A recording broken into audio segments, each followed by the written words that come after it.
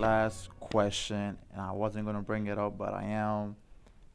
The Black All Life Black Matters movement in Rochester, New York, and how that was handled by the current administration really impacted and left a very nasty taste on a lot of, not only on adults, but a lot of people's mouth.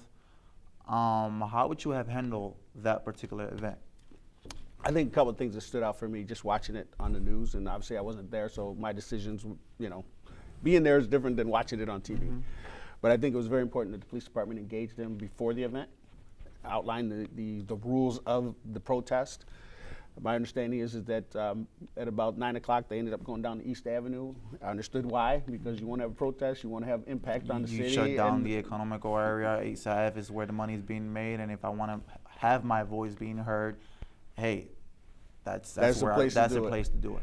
And from watching it on the news, basically what you had was a lot of people that chose to sit down in the street. And so in my mind, my process would have been, number one, I'd have been out there walking around. So you would have been out there with the people, I'd have been out there, as a leader. Having the conversations, making sure that the police, a lot of times with the police, when you just send them out to do the job, they're going to do the job, and they're going to do it to the best of their abilities. And but some with a leader, say that they themselves will be inciting violence. You know what I mean? So in your presence, you can make things worse. And so I would have been out there, and I would have been making sure that I was talking to the protesters.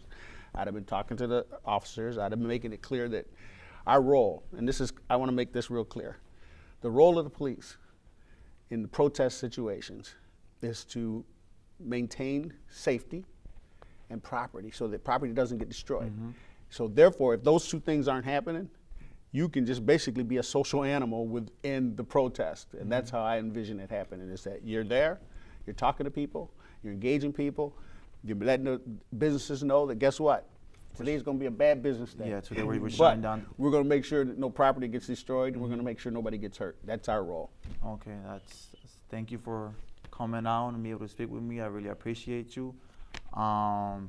Ladies and gentlemen, James Sheppard, 30-year veteran of the City of Rochester Police Department, ex-police chief, legislator, advocated for not only for youth, but the LGBT community, as well as running for mayor in the 2017 race.